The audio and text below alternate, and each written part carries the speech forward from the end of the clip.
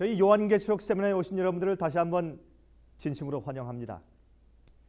우리가 지난 시간에는 요한계시록 16장에 대해서 같이 연구해 보았습니다. 7 재앙에 대해서 공부하였죠. 여러분, 오늘날 이 지구상에 일어나고 있는 환경오염과 재난들을 보면 인간들이 자기들의 죄악으로 앞으로 올 재앙들을 쌓고 있다는 사실을 우리가 알게 되는 것입니다. 여러분, 최근 뉴스에 의하면 지금 이 아시아의 하늘에 약 1km 정도의 두께의 검고 누런 그런 구름이 지금 떠돌고 있는데, 그것은 환경오염을 통해서, 공해를 통해서 생긴 것이라는 것이죠. 그것 때문에 전 세계에 지금 일기에 문제가 생기고 있습니다. 큰 홍수와 또한 큰 기근이 같은 곳에 동시에 있는 것을 우리가 알게 되는 것입니다. 여러분이 7 재앙 가운데서 그 6번째 재앙에 대해서 같이 공부했죠. 무엇입니까? 아마겟돈 전쟁입니다. 여러분이 아마겟돈 전쟁에 대해서 많은 오해가 있습니다. 우리 지난번에 이것을 자세히 공부하였죠. 이것은 영적인 전쟁을 말하는 것입니다. 주의 참된 백성들을 핍박하고 죽이기 위해서 전 세계가 달려드는 전쟁을 말하는 것입니다. 이것은 실제로 중동 지방의 전쟁이 아닌 것을 우리가 같이 배웠습니다. 이 아마겟돈 전쟁은 재앙 중에 하나죠. 그렇죠? 실제적인 그런 나라들의 전쟁이 아닌 것을 우리가 분명히 보았습니다. 자, 오늘은 요한계시록 17장과 18장에 대해서 연구할 차례입니다. 아주 정말 흥미진진한 그런 연구가 아닐 수가 없습니다. 음녀에 대한 이야기입니다. 즉 바벨론에 대한 심판에 대하여서 오늘 같이 연구해 볼 것입니다. 여러분, 이 예언을 이해하면 우리가 지금 세상의 종말의 역사에서 어디쯤 와 있는가 하는 것을 분명하게 알 수 있게 됩니다. 놀라운 예언입니다. 여러분, 이 성경은 이 세상 역사의 흐름을 간단 명료하게 설명해 주고 있는 것을 우리가 잘 알고 있습니다. 우리가 다니엘 2장과 또한 다니엘 7장에서 이 세상의 역사의 흐름, 다니엘 시대에 있던 그 고대 바벨론과 메데 페르시아와 헬라와 로마와 어떤 교황 로마와 이렇게 해서 세상의 흐름을, 역사의 흐름을 정확하게 묘사하고 이해해 준 것을 배웠습니다. 그리고 또한 요한계시록 12장 13장에서도 맨 마지막 시대, 이제 그렇게 광야 시대, 중세기 암흑 시대를 지나면서 주의 교회가 핍박당하면서 마지막에 13장에 짐승의 표가 나타나는 그러한 장면을 우리 같이 배웠다고 말입니다. 그러나 요한계시록 17장은, 오늘 우리가 배우려고 하는 요한계시록 17장은 현재 우리가 살고 있는 이 시대가 과연 마지막 장면에서 어디에 속해 있는지를 알려주는 아주 정확한 좌표를 보여주고 있다고 말입니다. 여러분, 이 흥미진진한 연구를 같이 시작해 보도록 할까요? 여러분, 이 요한계시록 17장은 아주 특별한 장입니다. 역사적인 측면에서 성경 예언들을 종합하여서 결론을 내려주는 계시가 아닐 수가 없습니다. 여러분, 과연 하나님을 대적하는 짐승의 정체가 무엇이며 지금 어디까지 그의 역사가 진행되고 있으며 앞으로 어떻게 그 종말을 맞게 될 것인지에 대해서 이제 우리가 보게 될 것입니다. 여러분, 그래서 이 성경은 음녀가 받을 심판이라고 설명했습니다.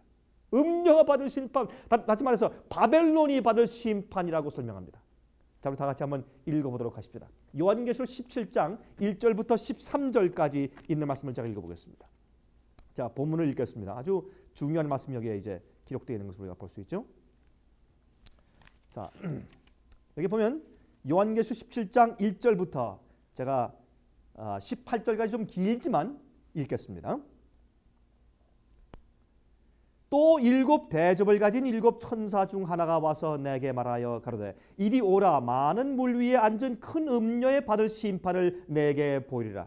땅의 임금들도 그로 더불어 음행하였고 땅에 거하는 자들도 그 음행의 포도주에 취하였다 하고 곧 성령으로 나를 데리고 광야로 가니라. 내가 보니 여자가 붉은 빛 짐승을 탔는데 그 짐승의 몸에 참남된 이름들이 가득하고 7 머리와 10뿔이 있으며 그 여자는 자줏빛과 붉은 빛 옷을 입고 금과 보석과 진주로 꾸미고 손에 금잔을 가졌는데 가증한 물건과 그의 음행에 더러운 것들이 가득하더라. 그 이마에 이름이 기록되었으니 비밀이라 큰 바벨론이라 땅의 음녀들과 가증한 것들의 어미라 하였더라. 또 내가 보매 이 여자가 성도들의 피와 예수의 증인들의 피에 취한지라. 내가 그 여자를 보고 기이 여기고 크게 기이 여기니 천사가 가로되 왜 기이 여기느냐. 내가 여자와 그의 탄 바 7머리와 10뿔 가진 짐승의 비밀을 내게 이르리라. 내가 본 바 짐승은 전에 있었다가 시방 없으나 장차 무저갱으로부터 올라와 멸망으로 들어갈 자니 땅에 거하는 자들로서 창세 이후로 생명책에 농명되지 못한 자들이 이전에 있었다가 시방 없으나 장차 나올 짐승을 보고 기이 여기리라. 지혜 있는 뜻이 여기 있으니 그 7머리는 여자가 앉은 7산이요 또 7왕은 7왕이라.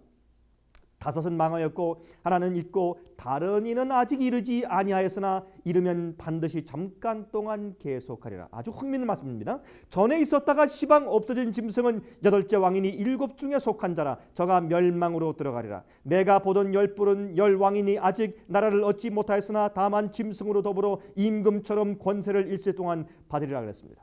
저희가 한 뜻을 가지고 자기의 능력과 권세를 짐승에게 주더라. 저희가 어린 양으로 더불어 싸우려니와 어린 양은 만주의 주시요 만왕의 왕이시므로 저희를 이기실 터이요 또 그와 함께 있는 자들 곧 부르심을 입고 빼내심을 얻고 진실한 자들은 이기리로다. 또 천사가 내게 말하되 내가 본 바 음녀에 앉은 물은 백성과 무리와 열국과 방언들이니라.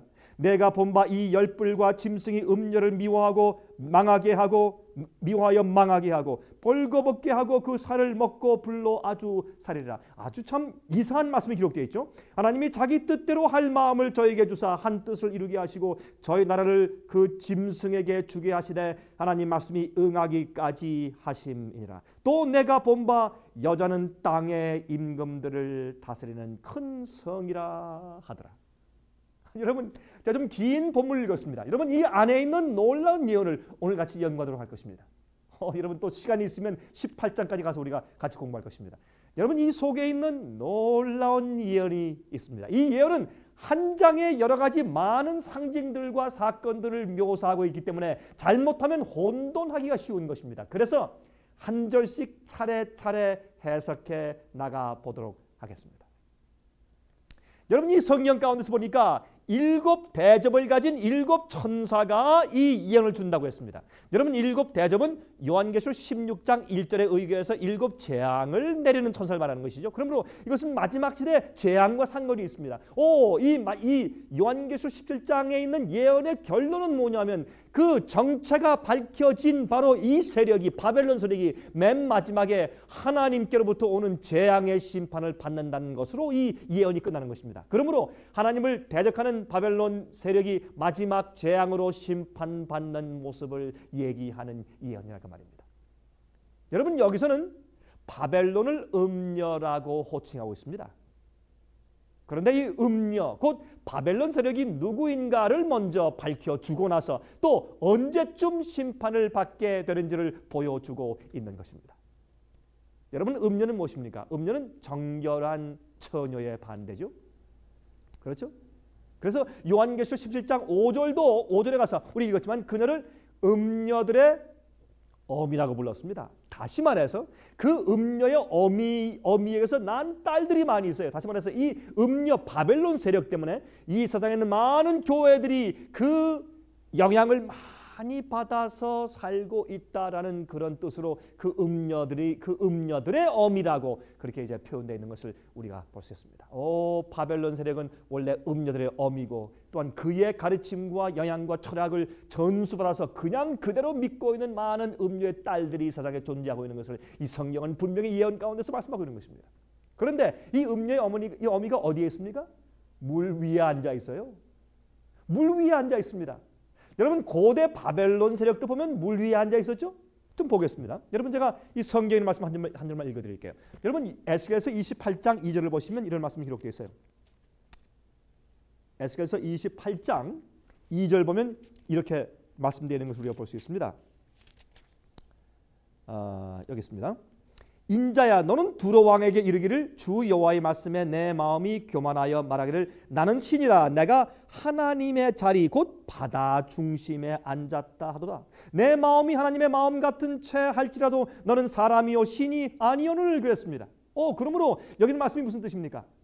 여기는 말씀은 바로 이 마귀의 세력이, 여기는 두로 왕이라고 표현되어 있지만 마귀의 세력이 어디예요?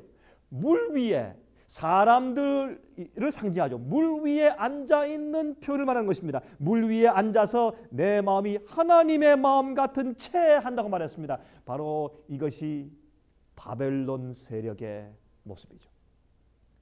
여러분, 그런데 요한계시록 17장 15절에 이 물은 사람들을 대표한다고 했습니다. 많은 물 위에 앉아있다고 표현했어요. 또한 여러분 성경은 우리 읽었지만 땅의 임금들과 땅에 거하는 자들과 함께 음행한다고 했습니다. 이것은 종교적이면서도 정치적인 세력을 말하죠. 땅의 임금들과 음행하니까 종교적이지만은 정치적인 세력을 말하는 것입니다. 여러분, 음행의 포도주가 또 무슨 뜻입니까? 여러분이 지금 우리 요한계시록 17장을 연구하는데 거기에서 음행의 포도주를 주로 온 백성들과 나라들과 나라의 왕들을 취하게 만든다고 했습니다. 여러분, 음행의 포도주가 무엇일까요? 그것은 예레미야 51장 7절에 있습니다. 여러분, 거기 말씀하기를 바벨론은 여호와의 수중에 온 세계를 취케 하는 금잔이라. 열방이 그 포도주를 마시고 인하여 미쳤도다. 포도주는 포도즙이 발효된 것이죠. 그래서 여러분, 예레미야 51장에 이미 포도즙으로 열방이 마시고 미쳤다라고 말했습니다. 그러므로 이 포도주는 포도즙이 발효된 것으로서 취하게 만드는 것이죠. 다시 말해서 포도즙은 우리에게 생명을 주고 우리를 소생시키는 좋은 그런 즙입니다. 좋은 지우스입니다. 그러나 그것을 또 발효시키면 사람들을 취하게 만드는 것이 되죠. 마찬가지로 생명을 주는 진리에 오류를 섞어서 사람들을 망하게 하고 사람들을 오류에 취하게 만드는 일을 가리켜서 포도즙이 발효돼서 취하게 만드는 포도주라고 성경에서 영적으로 상징한 언어를 사용하고 있는 것을 우리가 알 수가 있다고 말입니다. 자, 이제 성령께서 요한을 데리고 이 예언이 시작하는 그 지점으로 가는 것을 좀 보십시다. 그것은 다름 아닌 어디입니까? 광야로 갑니다. 여러분, 요한계시록에서 광야는 특별한 의미를 갖고 있는 것을 우리가 잘 알고 있습니다. 여러분, 요한계시록 12장 6절과 14절을 보면 거기에 어떤 말씀이 있습니까? 좀 보실까요? 요한계시록 12장 6절과 14절을 보면 여기에 이제 이런 말씀이 있어요. 그 여자가 광야로 도망하며 거기서 1260일 동안 저를 양육하기 위하여 하나님의 예비하신 곳이 있더라. 14절. 그 여자가 큰 독수리의 두 날개를 받아 광야 자기 곳으로 날아가 거기서 그 뱀의 낯을 피하여 한 때와 두 때와 반 때를 양육받으며. 우리가 요한계시록 12장을 연구할 때 이미 말씀드렸죠. 그럼 이것은 중세기 때의 암흑시대 때에 하나님의 교회가 핍박에 쫓겨서 광야나 산으로 도망 다니던 시절을 가리켜서 광야라고 요한계시록에서 지금 상징 언어로 표현하고 있는 것입니다. 바로 이 음녀가 말이죠.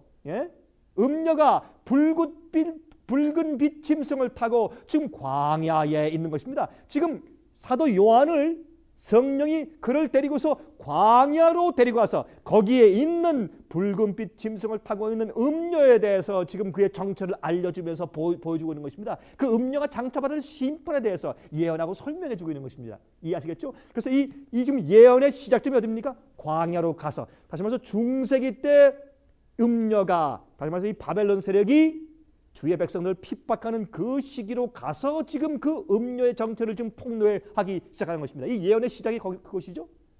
자, 근데 그 몸에 또 참남된 이름들이 있어요.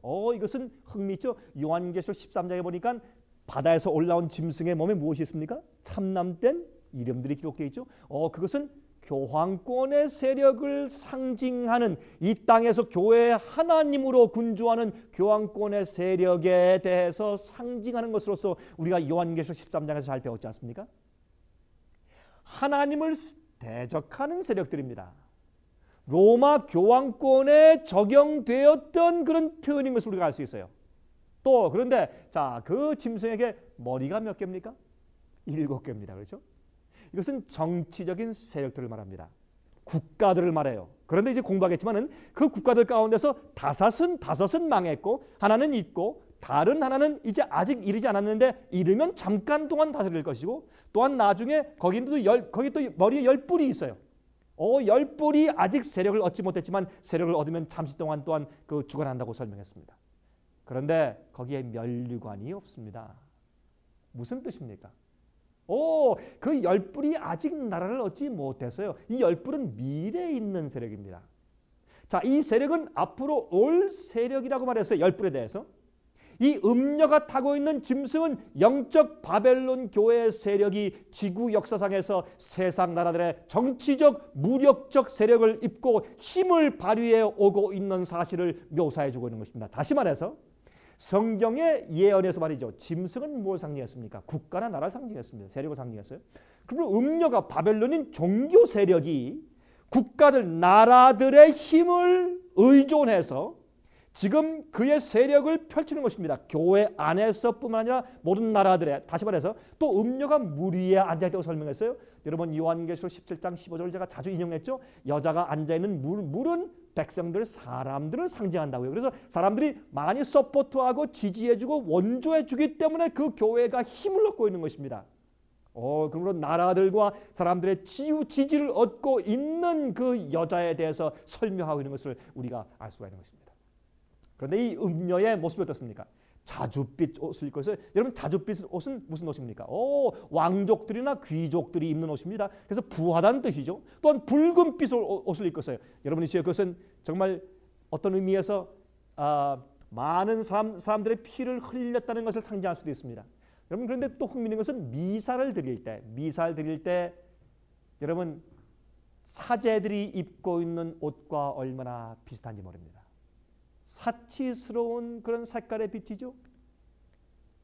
예? 또 금과 보석과 진주로 꾸몄다고 했습니다. 아주 부한 집단인 것을 알 수 있습니다.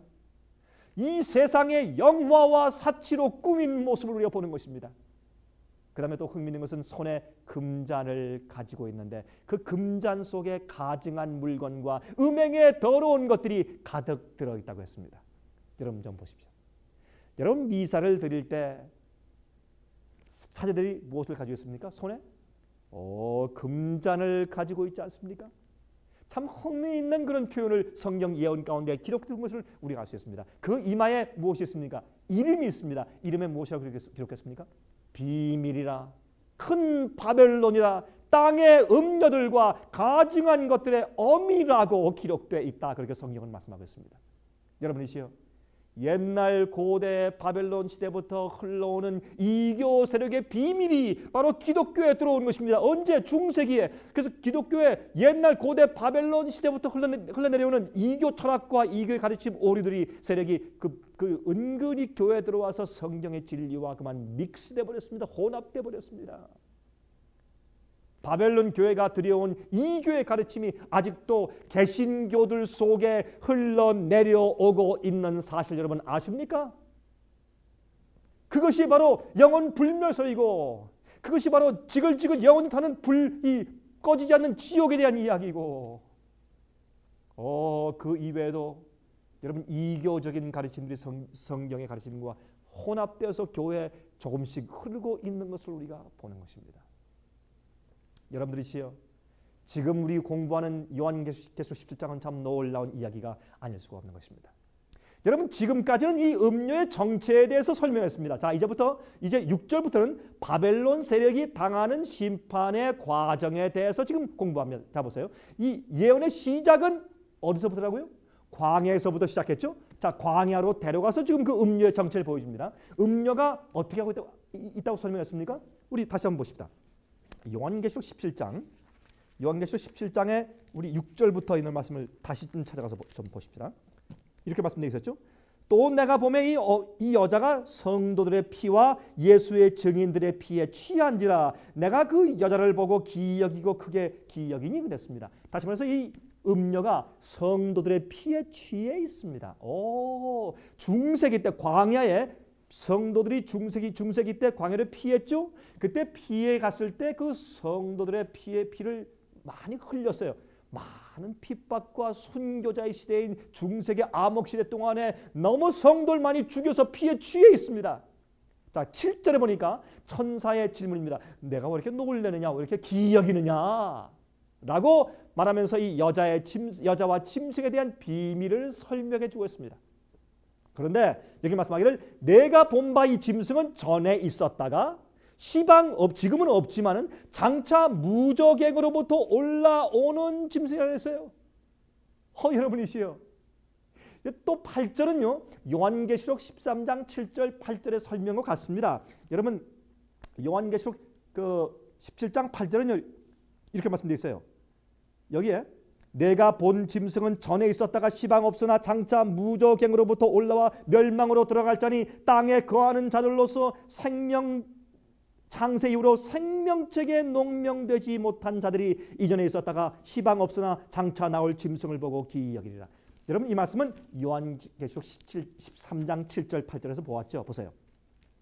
또 권세를 받아 성도들과 싸워 이기게 되고 각 족속과 백성과 방언과 나라를 다스리는 권세를 받으니 죽임을 당한 어린 양의 생명책에 창세 이후로 농명되지 못하고 이 땅에 사는 자들은 다 짐승에게 경배하리라. 그랬습니다. 여기 보세요. 그러니까 여기에 창세 이후로 생명책에 기록되지 않은 사람들은 다 그에게 경배한다. 이 말씀이 아까 조금 전에 읽은 요한계시록 17장 8절에 있는 말씀과 똑같지 않습니까? 그러므로 이것은 교황의 세력인 것에 틀림이 없습니다. 똑같은 표현이니까 교황권이에요. 교황권. 여러분 그러므로 이 교황권이 과거에 있었는데 지금은 없어요. 왜? 여러분 1260년 동안의 그 중세기의 권세를 누리는 기간 이후에 1260년 이후에 1798년도에 나폴레옹 장군 밑에 있던 버티어 장군이 가서 바오로 6세를 잡아다가 불란서에 데려와서 감옥 속에 넣어서 죽였지 않습니까? 그때 죽게들은 상처를 받았어요. 그러므로 과거의 세력이 크게 있다가 지금은 없어요. 왜? 죽었기 때문에. 그러나 다시 또 무정에서 또 올라와요. 다시 부활할 것을, 죽었던 상처가 다시 부활할 것을 성경이 예언했고 지금 우리가 죽었던 상처가 부활한 시대에 지금 살고 있지 않습니까? 다시 교황의 그 세력이 온 세계에 큰 영향을 미치는 때에 지금 살고 있지 않느냐 그 말입니다. 그렇죠? 자, 그런데 재밌는 것은 말이죠. 여기에 이 짐승에게 머리가 7개가 있어요. 근데 그것은 7산이라고 했습니다. 그것은 영적인 상징입니다. 근데 실제로도 여러분 로마 도시에 가면 바티칸이 존재하는 로마 도시에 가면 그 로마 시의 주위에 7산이 있습니다. 산이 7개 산이 들이어져 있습니다. 얼마나 흥미있는 표현입니까? 그러므로 거기에 7머리가 있어요. 7머리가. 자, 지금부터 제가 말이죠. 여러분들에게 좀 이 도표를 그리면서 아주 간단한 도표를 제가 좀 그리면서 좀 설명을 좀 드리겠습니다. 자, 좀 보십시오. 여러분 여기 보시면 말이죠. 여러분 제가 이 도표에서 이제 10절과 11절의 말씀을 좀 설명을 좀 드립니다. 제가 좀 잠깐 다시 좀 읽어볼게요. 요한계시록 17장 10절과 11절을 보면 이렇게 말씀되어 있어요. 또 7왕이라 5은 망하였고 하나는 있고 다른 이는 아직 이르지 아니하였으나 이르면 반드시 잠깐 동안 계속하리라. 전에 있었다가 시방 없어진 짐승은 8째 왕이니 7 중에 속한 자라. 저가 멸망으로 들어가리라. 내가 보던 10뿔은 10왕이니 아직 나라를 얻지 못하였으나 다만 짐승으로 더불어 임금처럼 권세를 일시 동안 받으리라 그랬습니다. 참 흥미있는 얘기예요. 제가 10절, 11절, 12절 읽었습니다. 잘 보세요. 여기 흥미있는 것은 말이죠. 여러분 여기 보시면 여기에 이 7 머리가 있는데 짐승의 7머리가 있습니다. 다시 말해서 사실 어떤 의미에서 이 정치와 교회가 합쳐지는 세력이니까 음녀와 짐승과 사실은 같은 세력인데 음녀는 종교적인 색채를 말하는 것이고 이 짐승은 이 국가, 현재 인간의 무력적인 국가적인 정치적인 색채를 말하는 것입니다. 자, 그것이 합쳐져서 지금 역사하는 것이죠. 그런데 그 짐승의 머리가 7이라고 했어요. 자, 여러분 보십시오. 이 머리를 갖다가 사람들이 아무나 갖다가 붙여서 말하면 안 됩니다. 뭐 미국이니 소련이니 뭐 불란서 이렇게 하면 안 돼요. 여러분 거기에 있는 이 짐승의 7머리는 다니엘과 요한계시록에 나타난 짐승들을 이미 성경의 예언에 설명하고 존재해온 짐승들을 가지고 설명해야지 자기 마음대로 어디서 마음대로 갖다 붙이면 안 되는 것입니다. 그러면 성경 예언의 상식이 어긋나는 것입니다. 해석의 상식이 어긋나는 것입니다. 그러므로 보세요. 여러분 성경 다니엘과 요한계시록에 있는 그 머리들이 어떤 머리들이 있었습니까? 여러분 요한계시록과 다니엘이 같이 있죠. 제일 먼저 이 세상 역사의 큰 나라들의 흥망성쇠를 설명하면서 제일 먼저 사자 바벨론이 있었죠. 또 곰으로 상징된 메데 페르시아가 있었죠. 또 헬라를 상징한 표범, 그렇죠. 또 네 번째 무서운 용으로 상징한 로마, 또 로마에서 또 올라온 또 하나의 세력인 작은 뿔, 그런 세력들이 있지 않습니까? 자, 그럼 보세요. 세력 가운데서 이 바벨론을 상징한 이 사자의 머리가 몇 개입니까? 하나죠. 그렇죠? 사자의 머리가 하나입니다. 그렇죠? 그 다음에 또 메데 페르시아의 머리가 곰이죠. 곰의 머리가 하나였습니다. 그 다음에 헬라를 상징한 표범의 머리가 몇 개였습니까? 표범. 그것은 참 이상하게 머리가 4개였죠? 예, 4개. 그렇죠? 4개. 그 다음에 로마를 상징한 또 이상하고 무서운 용 같은 짐승의 머리가 또 하나였습니다. 그래서 그 머리가 성경의 예언에서 등장한 이 국가의 짐승들의 머리가 도합 하나 4개 하나에서 7개였습니다. 그런데 보세요. 이 중에서 재미있는 것은 말이죠. 이렇게 말씀드리겠습니다. 그 중에 머리가 몇 개가요? 머리 5개는 어떻게 했고? 망하였고. 다시 말해서 5머리는 이미 지나갔고 하나는 있고 현재, 그 다음에 또 하나는 앞으로 올 것이라고 그랬어요. 올 것인데 왔다가는 잠깐만 다스린다고 그랬습니다. 그 다음에 또 하나의 왕이 오는데 이것은 8번째 왕인데 8번째 왕은 7 중에 속한 왕이라고 그랬어요.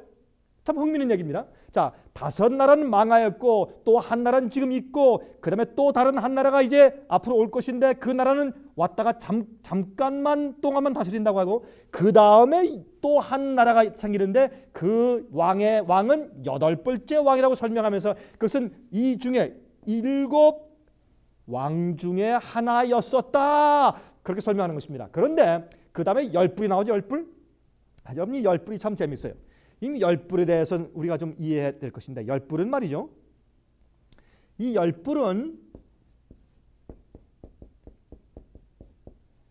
이 10뿔의 정체는 말이죠. 흥미있게 아직 나라를 얻지 못했지만은 나라를 얻으면은 어떻게 해요? 잠깐 동안 다스리다가 나중에 이 다스리는 세력이 교황권 짐승을 크게 도와준다 그랬습니다. 도와주다가 나중에 또 짐승을 불로 태워 죽여요.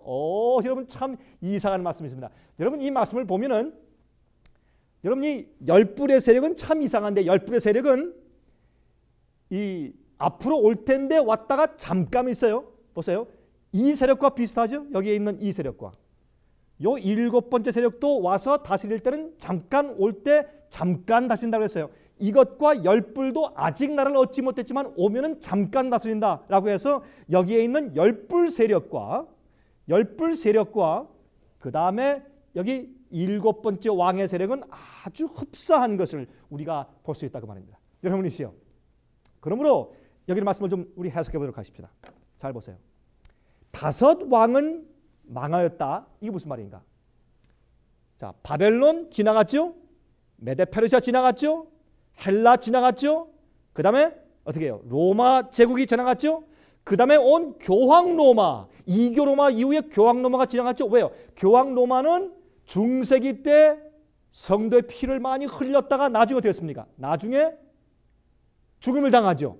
그렇죠? 그렇게 해서 이 6세력, 성경에 기록된 이 정치적인 세력이 5나라는 이미 지나갔고 어떻게 해요?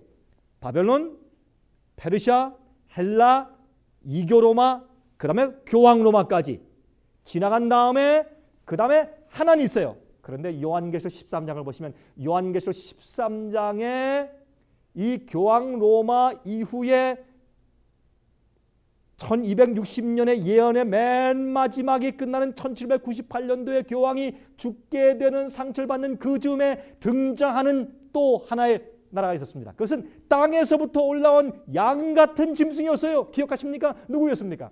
미국이었죠. 그러면 미국은 요 5 나라의 순서대로 하나씩 하나씩 다 지나가고 망했고, 그 다음에 현재는 미국의 세력이 있고, 그 다음에 또 하나의 세력이 오는데 그 세력은 앞으로는 10뿔이에요. 10뿔은 이것은 앞으로 이 세상에 곧 다가올 세계의 전체 단일 국가입니다. 다시 말해서 모든 나라가 합쳐져서 연합한 세계 연합운동을 말하는 것입니다. 이것이 세력을 얻으면 잠깐 동안 다스리는데, 다스리면서 누구를? 교황권을 다시 지지해 주는 것입니다. 여러분 요즘에 보십시오. 여러분이 유럽이 다시 연합하면서 교황을 아주 힘있게 그 뒤에서 받들어 주는 것을 보십시오. 유로 달러가 미국의 달러보다 강해지는 것을 보십시오. 유럽이 연합되고 있지 않습니까? 그러므로 이렇게 해서 8번째 왕인 교황권이 다시 올라오는 것입니다. 근데 성경에 이 8번째 왕은 전에 7번째 왕에 속했던 자라, 그러나 무적행에서 올라온다. 있었지만 없어졌던, 그러나 다시 올라오는 왕이기 때문에 8번째 왕은 다시 교황이 옛날 중세기처럼 세상을 지배하는 세력으로 다시 등장하게 된다, 그 말입니다. 무슨 세력을 얻고? 이 세상에는 10뿔의 전 세계 연합의 세력을 얻고서 이 세상을 다시 다스리게 되는 것을 설명하고 있다, 그 말입니다. 여러분, 5은 망하였고 지금 하나는 있고, 그렇죠? 그렇게 해서 그 하나는 있고 하는 그 6번째 왕은 지금 미국 세력이에요. 현재 미국이 이 세상을 지배하고 있지 않습니까? 군사적으로, 경제적으로. 교황이 죽게 되는 시기에 올라온 새끼 양 같은 짐승인 것입니다. 여러분이시여, 이 예언은 얼마나 정확한지 모릅니다. 여러분 자세히 보시면 참 흥미가 있어요. 여러분 자세히 보시면은 사실 이 미국의 등장이 요한계시록 13장에 있는 짐승의 표와 관계가 있으면서 요한계시록 13장에 등장하지 않습니까? 그러므로 이것은 교황권이 몰락할 당시에 1777년도 당시에 미국이 새로운 세력으로서 세상에서 올라왔습니다. 새끼 양 같은 짐승으로 기독교의 정신을 가지고 올라왔습니다. 마치 교황권의 세력을 대치하는 듯이 이 세상에 올라와서 그것이 점점 크게 자랐습니다. 이전 세상을 호령하는 그런 세력이 되었습니다. 그런데 이 세력이 지금 무엇을 해줍니까? 세상을 하나로 연합하기 위한 새 세계 질서의 세력의 지도자로 나서서 역사하고 있는 것입니다. 이렇게 하면서 이제 이 세력이 세상을 합치고 유럽도 연합하고 있고, 그것이 나중에 세계가 10뿔로, 옛날에 로마 나라가 10뿔로 갈라져서 열방 국가가 되었던 것처럼 이제 지금도 이 세상의 전체 나라들이 이제 합치면서 경제적으로 합치고 무역법으로 합치고 여러 가지 그런 법칙으로 서로 합치면서 이 나라들이 교황권을 사실은 밀게 된다, 그 말입니다. 그러므로 사실은 이 세계 전체 세력의 연합 세력이 잠깐 동안 다스리면서 그 세계 연합 세력이 바로 그 고난을 능력을 짐승에게 주더라라고 성경은 말씀하고 있는 것입니다. 여러분이시여, 이 예언이 얼마나 정확하게, 얼마나 우리 눈앞에서 정확하게 성취되어 가고 있는지 모르겠습니다. 여러분, 이제 12절과 13절자가 다시 한번 좀 읽어보겠습니다. 자, 제가 요한계시록 17장 12절과 13절자 다시 좀 읽겠습니다. 한번 보세요. 내가 보던 10뿔은 여러 왕이니 아직 나라를 얻지 못하였으나 다만 짐승으로 더불어 임금처럼 권세를 일시 동안 받으리라. 저희가 한 뜻을 가지고 자기의 영광과 권세를 짐승에게 주더라 그랬습니다. 여러분, 이것은 바로 7번째 왕은 세계 연합을 말하는 것입니다. 그 다음에 8번째 왕은 7머리를 중에 하나였던 교황권이 다시 그의 세력을 다시 펼치는 것입니다. 언제처럼? 과거의 중세기 때처럼. 그래서 성경은 짐승의 우상을 세우라, 다시 말해서 짐승이 과거에 가지고 있던 그런 형상처럼 다시 세워주라 그 말입니다. 그가 가지고 있던 원래 형상은 언제였습니까? 중세기 때 정치와 종교를 하나로 합쳐서 사람들을 죽이고 사람들을 출교하고 마음대로 할 수 있는 세력이 있었던 그 중세기의 세력으로 다시 돌이키라 그 말입니다. 여러분이시여, 이것은 얼마나 정확한 예언인지 모릅니다. 그러므로 여러분과 제가 지금 어디에 있습니까? 예? 6번째 왕시대인 미국 시대에 살면서 7번째 왕인 지금 세계 연합시대가 도래하는 바로 그 문 앞에 지금 서 있는 것입니다. 여러분이시여, 세계 연합시대가 지금 도래했습니다. 이제 이것이 얼마 가지 않아서 교황권을 갑자기 밀어주게 되고 그때 세상에 예수님의 재림과 함께 재앙과 함께 세상이 끝나게 되는 것입니다. 성경은 이 예언 가운데서 저희가 어린 양과 함께 전쟁한다고 했습니다. 예수님과 함께 전쟁한다고 했습니다. 그런데 여러분, 어떻게 하늘에 있는 예수님과 전쟁합니까? 그것은 이 땅에는 주님을 따르는 주님의 참된 백성들 교회와 함께 전쟁한다는 뜻이죠. 그때 주님께서 승리하십니다. 성도들과 함께 승리하십니다. 부르심과 빼내심을 받은 진실한 자들이 승리한다고 성경은 말씀하고 있습니다. 여러분, 마태복음 22장의 예복을 입은 자들도 마찬가지죠. 요한계시록 16장 15절에도 말씀되어 있죠. 벌거벗은 수치를 가지지 아니하고 의의 옷을 입은 자는 복이 있다고 설명했습니다. 요한계시록 16장 15절에 아마겟돈 전쟁을 설명할 때도 그런 말씀을 했어요. 그것은 참된 복음의 의의를 설명한 경험한 그런 자들에 대해서 말하는 것입니다. 여러분들이시여, 마태복음 22장에 예수께서 말씀하신 혼인잔치의 예복에 대한 예화를 여러분 기억하십니까? 왕이 자기 아들의 혼인잔치에 먼저 사람들을 초청했습니다. 먼저 초청받은 사람들은 어떻게 했습니까? 여러 가지 장사와 농사의 핑계로 가지 않았습니다. 또 종들을 쳐서 죽였습니다. 그때 그 왕이 화가 나서 그 도시를 전부 다 파괴하고 다시 사거리에 나가서 많은 사람들을 다 불러들였습니다. 저는 자, 눈먼 자, 가난한 자 전부 다 불러들였습니다. 그것은 유대교회를 먼저 택했지만 그들이 거절했을 때 주님께서 초대교회를 통해서 이방인들을 교회로 불러 모은 사실을 예수님께서 바로 그런 이제 예화에서 말씀을 하시는 것이죠. 비유로 설명하신 것이죠. 그런데 그때 바로 이 왕이 이제 그 잔치, 아들의 혼인 잔치에 손들이 많이 있을 때, 손이 많이 왔을 때 그 왕이 가서 그 손님들이 예복을 입고 와 있는지를 살피는 장면이 나옵니다. 그때 예복을 입지 않은 자가 어떻게 됐습니까? 아는 자가 묶여서 밖에 꺼내어서 버림을 받았습니다. 그 어두운 곳에서 그가 이를 갈았다고 했습니다. 이것은 마지막 시대에 부름만 받은 것이 아니라 선택받은 백성들 말하는 것입니다. 여러분이시여, 우린 다 예수 그리스도의 복음으로 십자가의 은혜로 다 구원에 초청받은 부름받은 사람들입니다. 그러나 그 안에서 예수 그리스도의 의의 옷을 입어야 합니다. 믿음으로 말미암아 우리 마음이 의롭게 되고 계명을 순종하는 주의 백성들로 되어야 합니다. 깨끗한 의의 성품과 의의 예수의 의의 옷을 입어야 합니다. 그래서 우리가 부름받았지만 동시에 우리가 또 거기서 택함 받은 자들이 되어야 하는 것입니다. 여러분이시여, 그러므로 바로 이런 의의 경험을 하는 백성들이야말로 그들은 정말 택함 받은 사람들입니다. 그 사람들만이 마지막 환난을 통과한다고 바로 요한계시록 17장에서도 설명하고 있는 것입니다. 여러분, 17절은요 아마겟돈 전쟁의 은유가 있습니다. 한번 보실까요? 여러분, 17절에 아마겟돈 전쟁의 은유가 있는 것을 우리가 알 수가 있습니다. 한번 좀 보십시다. 여러분, 요한계시록 17장에 있는 17절을 보시면 여기 이런 말씀이 기록되어 있죠. 하나님이 자기 뜻대로 할 마음을 저에게 주사 한 뜻을 이루게 하시고 저희 나라를 그 짐승에게 주게 하시되 하나님 말씀이 응하기까지 하심이니라 그랬습니다.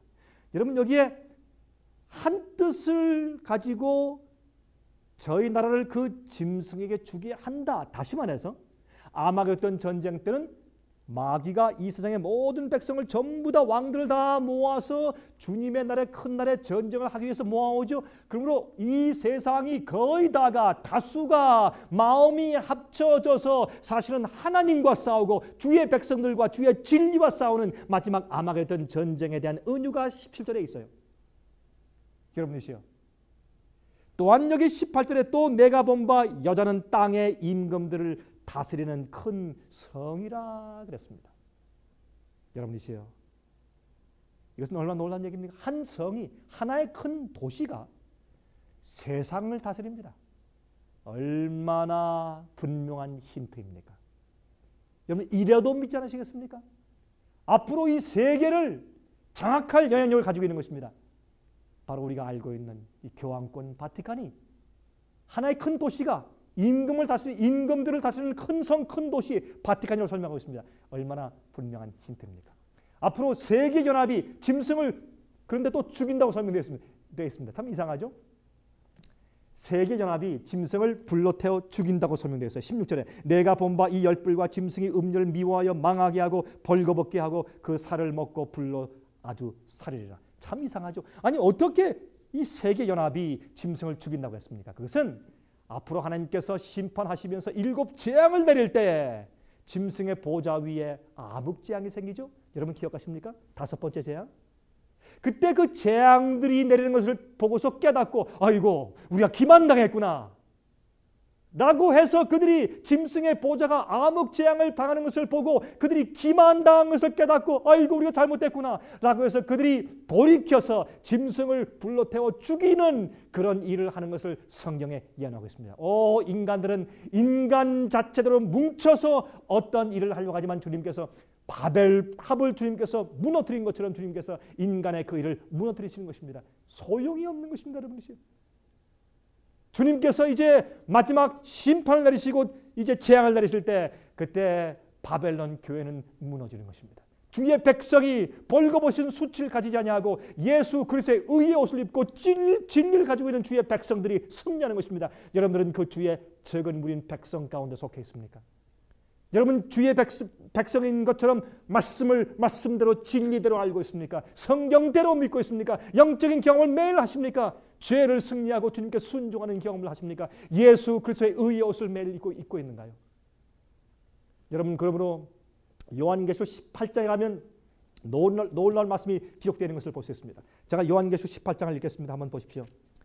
요한계시록 18장 1절에 말씀합니다. 이 일 후에 다른 천사가 하늘에서 내려오는 것을 보니 큰 권세를 가졌는데 그의 영광으로 땅이 환하여지더라. 여러분 앞으로 이제 큰 천사의 운동으로 하나님께서 이제 영광의 광채로 복음을 전하는 일이 생깁니다. 이것은 상징이죠. 물론 여러분 그 하나님께 영광을 돌리라 하는 그런 천사의 가르침이 있었죠. 요한계시록 13장에.